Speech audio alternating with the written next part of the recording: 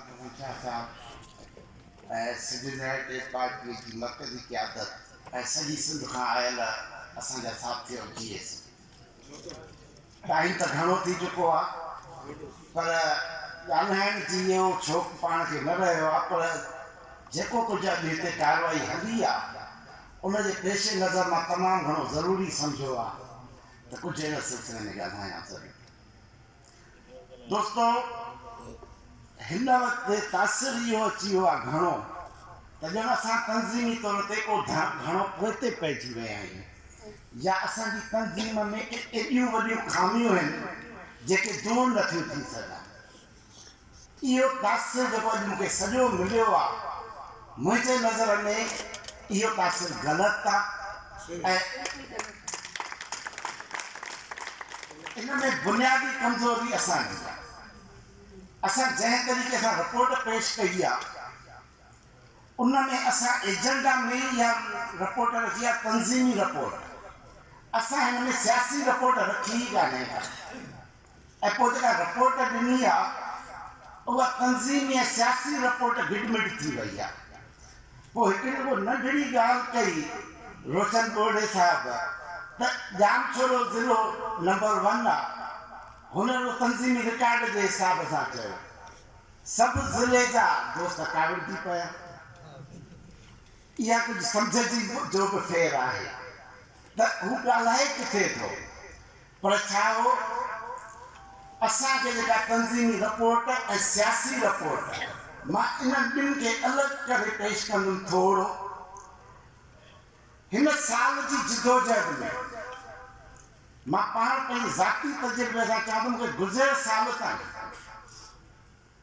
पार्टीअ जे आॾो जॾहिं अंदरूनी इजलासनि में वेहूं था भले अवाम ताईं वञनि ॻाल्हि पर पार्टीअ सां ईमानदार थियण जो मयार इहो आहे त तव्हां सच ॻाल्हायो। मां पंहिंजे हवाले सां सच ॻाल्हायां त सिंध यूनाइटेड पार्टीअ मां मूंखे गुज़िरियल साल ताईं बि इहा पक न हुई, इहा भरपूर उमेद न हुई त सिंध जे अंदरि नंबर 1 कॉम्पस पार्टी थी का सिंध यूनाइटेड पार्टी। पर हिन साल जी जिदोजहद जी इहा असांजी अचीवमेंट आहे तमामु वॾी त न रुगो असांखे इहा उमेद पैदा थी आहे सॼी सिंध खे इहा उमेद पैदा थी आहे त सिंध में हाणे का उमेद जी मशल आहे त उहा सिंध यूनाइटेड पार्टी। त इहा खामखा त पैदा न थी वई। जेके बि कमज़ोरियूं कोताहियूं अॼु हिते ज़िलनि खां वठी मर्कज़ ताईं पेश थियूं बिलाशक आहिनि, कोताहियुनि का इनकार कोन्हे पर इहो त अञा बि कमाल जी ॻाल्हि चइबी त एॾियुनि हज़ार कोताहियुनि जे हूंदे बि तंज़ीमी कमज़ोरियुनि जे हूंदे बि असां पंहिंजी सियासी ताक़त पूरे पाकिस्तान जे अंदरि मंझराए विया आहियूं। त इहा ताक़त असां किथां मंझराईसीं? इन ताक़त जो महवर कहिड़ो हो, उनजो मर्कज़ कहिड़ो हो? उनजो महवर, उनजो मर्कज़, उनजी जड़ हीअ सिंध जी धरती आहे जंहिंसां असां जुड़ियल रहिया आहियूं। जंहिं खां पंहिंजे जड़ खां कटिजी था वञो त तव्हांजी बदकिस्मती जो दौर शुरू थो थिए। जॾहिं तव्हां पंहिंजी जड़ सां पंहिंजी ज़मीन सां पंहिंजे पाताल में जड़ूं थी मैदान कयो था त हज़ार कमज़ोरियुनि जे हूंदे बि कामयाबी तव्हांजा क़दम थी त पहिरीं शइ असांजो पंहिंजी तहरीक जे मर्कज़ सां जुड़ल। असां कटिजी विया हुआसीं 84 खां मां कटियल पर क़ौमी तहरीक आहिस्ते आहिस्ते जुड़ंदी आई आहे, सिंध खे पंहिंजे मर्कज़ ते अची बीठी आहे। सॼी सिंध जूं सियासी गाॾियूं वॾे में वॾी सियासी गाॾी त ॻॾी ख़ुदा बख़्शे लाड़काणो हुया न तबाह थी आहे। उनजो अॼु को अवामी बेस कोन्हे। पीपल्स पार्टी अॼु अवामी पार्टी कोन्हे, भले की इक़्तिदारी पार्टी आहे पर सिंध जी पार्टी सिंध यूनाइटेड पार्टी सन जी धरतीअ जे करे सन जी क़यादत जे करे क़ौमी तरीक़े जो अॼु बि मर्कज़ आहे। ॿी असांखे सघ किथां मिली? सियासत में किरदार ऐं वेसा वॾे में वॾी ॻाल्हि हूंदा। जॾहिं सिंध यूनाइटेड पार्टी ठही तो मां पंहिंजे भाउ खे त चयो एसलाल आहूजा खे क़ौमी जमहूरी पार्टी थी ठहे, तव्हां हिन में शरीक थियो, तमामु सुठी पार्टी थी ठहे, पर मां पाण हुन में न आयुमि। असांजा आदर्श आहे सिंध खे आज़ादु कराइणो, हुन आज़ादी नारे ते हथु खणणो ई हो। असांखे बि आदर्श इनकलाबी पार्टी ठाहिणी,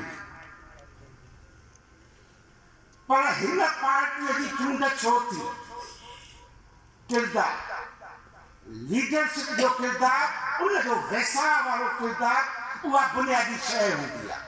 छो सिंध जूं कॉन्ग्रेस पार्टियूं सभु जूं सभु, जसकम वॾे में वॾी पार्टी, सभु जूं सभु पार्टियूं तबाह थी वयूं। एसीयूपी तमामु घणियूं कमज़ोरियुनि जे बावजूदि ताक़तवर थी आहे। उहा इन जे करे जो इन में ॿिनि भाउरनि जो जेको किरदारु आहे, साईं जलाल साहिब जो, साईं जैन साहिब जो, उन किरदार जी ममता उहा ई आहे जीअं साईं जीएम साहिब जी। साईं जीएम साहिब जे किरदार ते, साईं जलाल साहिब जे किरदार ते, साईं जैन साहिब जे किरदार ते उनजो मुखालिफ़ आङुर नथो खणे। इहो असांजो ॿियो वॾे में वॾो असास हो। टी लाॻीती शइ, ॿ ज़िमेदारियूं आहियूं। पार्लियामेंट्री पॉलिटिक्स जो असांजो मिज़ाज ई न रहियो। असां सभु जीएसटी मां आया आहियूं, असां सभु वॾा फले खान रहिया आहियूं। असां पार्लियामेंट्री पॉलिटिक्स में बार बार बीहण जे बावजूदि असांजा मिज़ाज उहे न हुआ, पर पोइ बि असांजे कुल्हनि ते मां हाणे चवंदा आहियूं ॿिटा ॿारनि। असां केॾी बि पार्लियामेंट ताक़त थी वञूं, साईं 90,000 वोट खया न, हिते त 5,000 वोटनि खणी कंहिंजी सघ न हूंदी आहे। एस्टेब्लिशमेंट उनजे लाइ किथे पुॼाए छॾींदी आहे। कल्ह ताईं सादिक सजरानी खे केरु थो सुञाणे? अॼु टियों भेरो सेनेटर जो चेयरमैन थी वियो। तव्हां पार्लियामेंट में बि तेसि ताईं नथा पहुची सघो जेसि ताईं तव्हांजी मज़ाहिमती सघ एॾी ताक़तवर न आहे जो एस्टेब्लिशमेंट बि मजबूर थिए तव्हांजे वोट चोरी न करे। त असांखे मज़ाहिमती सघ बि पैदा करणी आहे, असांखे पार्लियामेंटी सघ बि पैदा करणी आहे। इहा ॿिटी ज़िमेदारी आहे। उन ॿिटी ज़िमेदारीअ खे पूरो करण में सभ खां वॾी कोताही हिते सभिनी कहिड़ी बयानु कई, वसीलनि जी खोट। मां चवंदो ई आहे बिला शक वसीलनि जी खोट आहे, पर कल्ह जॾहिं असां जीएसटी में कमु कंदा हुआसीं, असां त बसुनि ते पंधु ॾींहं राति हलंदा हुआसीं, कहिड़ियूं गाॾियूं हूंदियूं। अॼु असां वटि वसीला वधीक आहिनि। अॼु असां वटि मालियाती तौर ते ख़ुदि मुख्तियार ख़ानदान बि वधीक आहिनि, माण्हू बि वधीक आहिनि, पर असां खुटल किथे आहियूं? मां हींअर तबियत जी वर्कशॉप शुरू कया। मां समूरनि दोस्तनि खां जिते जिते वयुमि हिकिड़ो सुवालु पिए कयो, तव्हां पार्टीअ खे टाइम केतिरो ॾींदा आहियो? सॼनि इजलासनि में किन ते 3 माण्हुनि पे हथु खयो, किन ते 4 माण्हुनि पे हथु खयो। यानी उहिदेदार, जेके उहिदेदार आहिनि उहे डेली पार्टीअ खे टाइम नथा ॾियनि।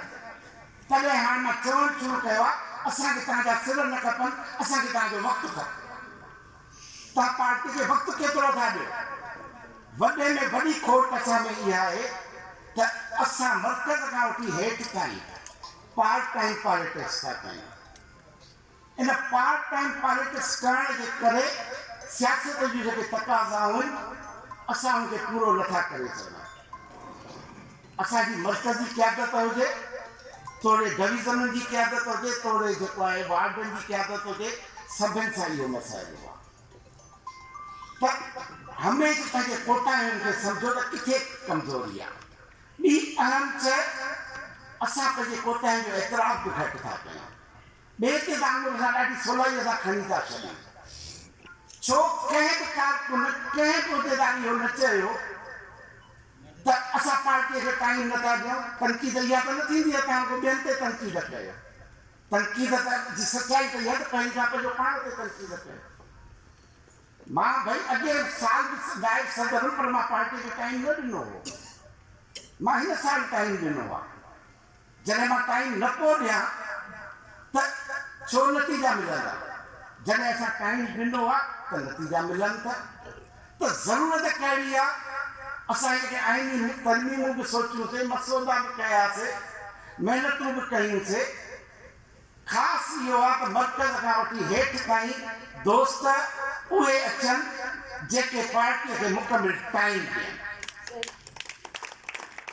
त टाइम जी गॾण इहा वॾे में वॾी कमज़ोरी अथव। ॿिए नंबर ते तरबियत ते अचूं था, तनक़ीद थी, नज़रियाती शोबे कमु न कयो आहे। हाणे नज़रियाती शोबो जंहिं ॾींहं खां ठहियो आहे उहो डाइस फंक्शनल आहे, उन कॾहिं हिकिड़ी बि मीटिंग कॉल न कई आहे। ठीकु आहे, इहो त सच आहे, पर छा इहो बि सच आहे त इन नज़रियाती शोबे जे न हूंदे बि को नज़रियाती कमु न थियो हुजे? ईअं त न थियो आहे, इहा शइ रिपोर्ट में आई ई कोन। जॾहिं असां चार्ज वरिती आहे त ही एकता जो पर्चो हींअर मां स्टेज ते छो खणी आयो आहियां, असां हिन खां पहिरियों बि पर्चो कढियो होसि कारकुननि जी नज़रियाती तरबियत करण लाइ। उन में असां संजीदा मज़मून बि ॾिनासीं ऐं तव्हांखे ख़बर आहे उनजी क़ीमत घणी हुई। कंहिंखे यादि आहे उन पर्चे जी क़ीमत घणी हुई? आहे कंहिंखे यादि? 100 रुपया उन पर्चे जी क़ीमत रखी हुईसीं त पाण भरो थिए। हिक पर्चे जी क़ीमत ते ख़र्च पियो अचे 40,000 ऐं कारकुननि असांजनि उहो पर्चो पढ़ियो ई कोन। सच इहो आहे, कोविड खां पोइ ॿियो पर्चो असां आणे पए सघियासीं, पर मुंहिंजी दिलि न पई चवे त 40,000 उन पर्चे ते मां ख़र्च कयां पार्टीअ जा, जंहिंजा जेको कारकुन पढ़े ई कोन थो। पहिरीं त असां हुन में पढ़ण जी आदत विझां।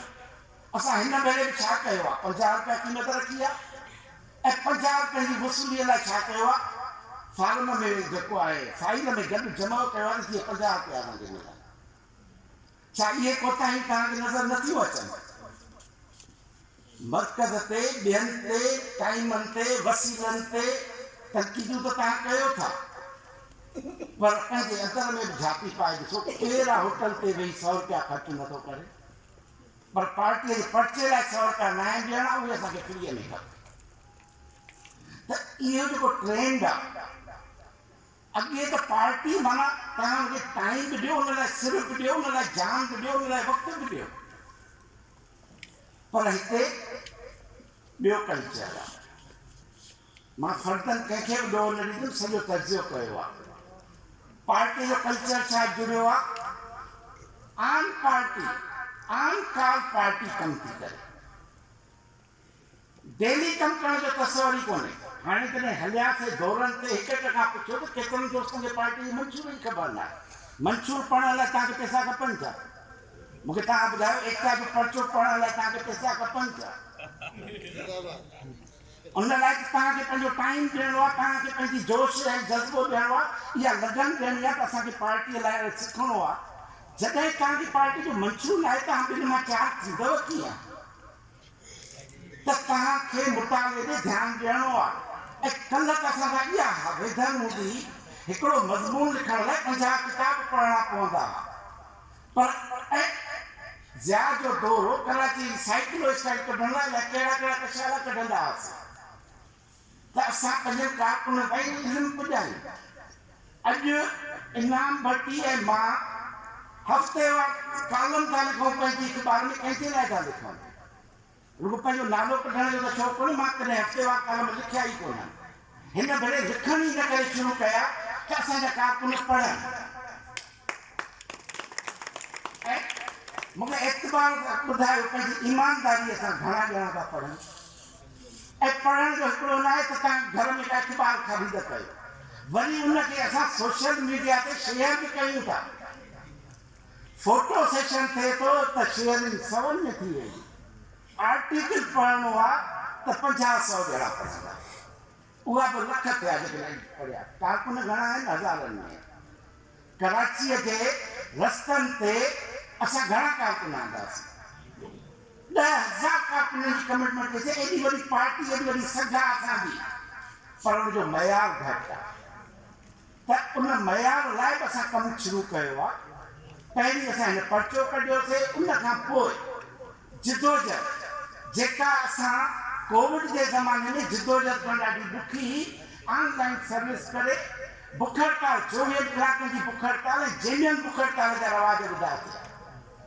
ऐं उन्हनि बुख हड़तालुनि खे बि असां इस्तेमालु कयोसीं तालीम तरबियत लाइ। नज़रियाती शोबो भले न हुजे, पर असां पूरो ध्यानु ॾिनो आहे इन मामले में।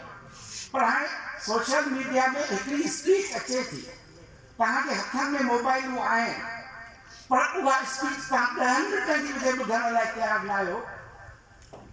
उन में त पैसा ख़र्च नथा थियनि न साईं, उन में त वसीलनि जो खोट जो मामिलो कोन्हे न। अॼु बि तव्हांजे हथनि में मोबाइल आहिनि, अॼु बि मां मज़मून लिखी पोइ हिते आयो आहियां, ऐं तव्हांखे ख़बर आहे कि मज़मून लिखण लाइ असांखे सोशल मीडिया खे स्टडी करणो थो पए, प्रिंट मीडिया खे स्टडी करणो थो पए, दुनिया जी सियासत खे स्टडी करणो थो पए। उहा सॼी महिनत करे असां तव्हांखे आॾो आणियूं था ऐं तव्हां हुनखे पढ़ो नथा। असां अख़बारुनि में बि ॾींदा, असां तव्हांजे हथनि में जेका मोबाइल आहे उन में बि ॾियूं था। त तव्हांखे पंहिंजो मयार वधाइणो आहे। मां इहो बि चवंदुमि त हलो ठीकु आहे, असां बि कोताहियूं, पर कुझु कोताहियूं त असां सभिनी जूं गॾियल आहिनि।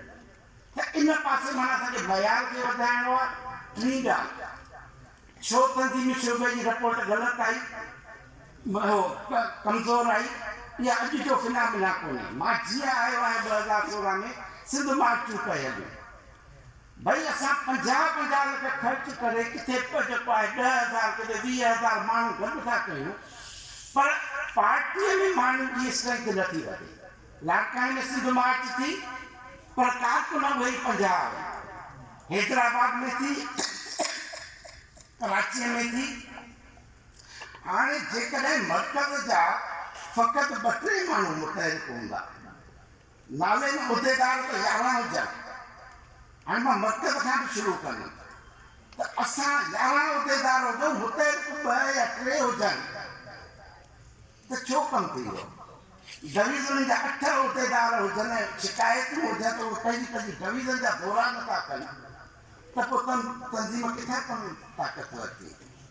पर हुनजे पोयां कहिड़ी शइ आहे, असां टाइम नथा ॾियूं। मां बार हिन ॻाल्हि ते ज़ोर ॾींदुमि, पर असां कामयाबियूं हिन साल में तमामु वॾियूं वरितियूं। असां सिंध जे अंदरि साबित करे विया आहियूं त असां सिंध जी नंबर 1 पार्टी आहियूं। ऐं हाणे तमामु घणा माण्हू मूंखे चवंदा तोखे ख़ुशफ़हमी आहे। मां चवंदो त पीपल्स पार्टी जो ज़वाल ईअं ई हर तरह जी MQM ॾाढो टुटी आहे। हिन ई साल खां MQM जो PPA जो ज़वाल उहो वैक्यूम कंहिंखे भरिणो आहे, तव्हां असांखे भरिणो आहे। उनजी अहम पार्टी इहा ई आहे। ऐं अॼु जॾहिं पीपल्स पार्टीअ PDM खे बिट्रे कयो आहे, सभिनि खे ख़बर हुई, असां उहा बि चैनल शुरू कया त बाबा असां कल्ह बि कयोसीं। कल्ह महमूद खान अचक साईं बि आयो, उन अची चयो त कौम पर्सन में शामिल थियनि।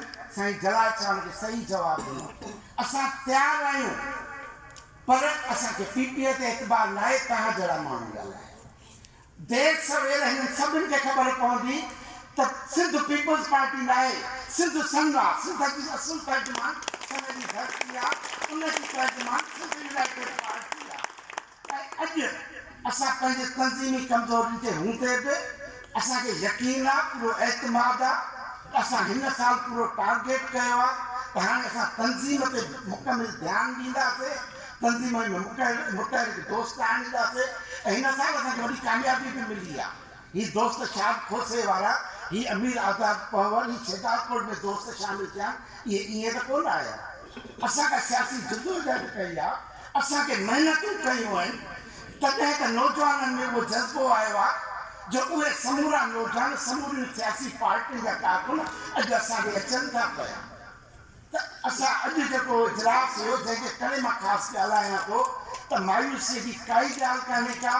उमेद जी मशल रोशन रखो, पुरजोश थी वधीक टाइम सां, वधीक जल्द सां कमु कयो। असां ईंदड़ साल